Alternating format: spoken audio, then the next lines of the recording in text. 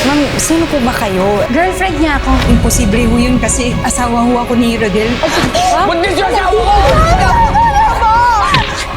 Oh, ma'am. Pagkatapos ng lahat ng ginawa ko sa'yo, ito igaganti mo sa akin? Ginamit lang kita para sa pera. Hindi ako talaga. Walang hiya ka!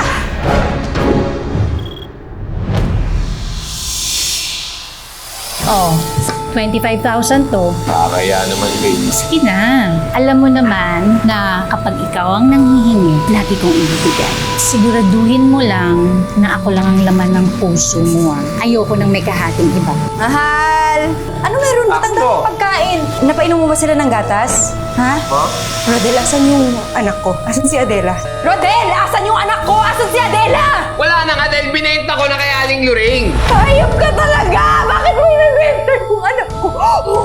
Aling Roring! Lumabas ka dyan! Pumunta siya ng Maynila, hindi na siya babalik. Bakit mo binenta yung anak natin? Gusto mo? Ha? Gusto mo malaman? Kailangan ko ng panggastos sa mga bisyo ko. Kailangan ko ng panggastos sa mga lubo ko, ha? Pinagsisisihan kong pinakasalan kitang demonyo ka! Hayop ka talaga! Ayun, may isa ka pang anak dyan, di ba? Ba't yun ang alagaan mo? Apakabobo mo talaga? Patayin kitang hayop ka! Mahal pa rin kita, Rodel, kahit sinaktan mo.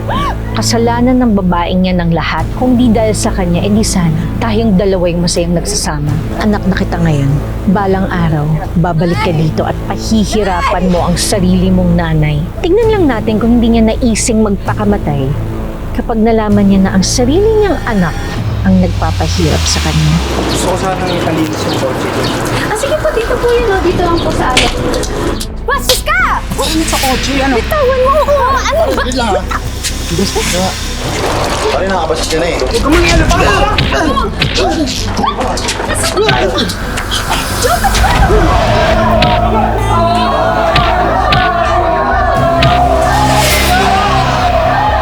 Tingnan mo si Jopet, kanina pa sumusuntok. Sunod yata sa yapak mo eh.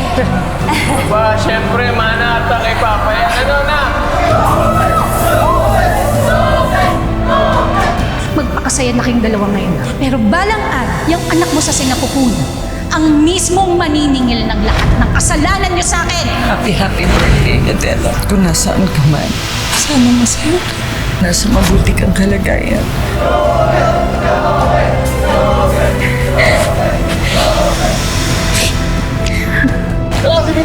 Hindi, sige kuya, enjoy ka lang yan.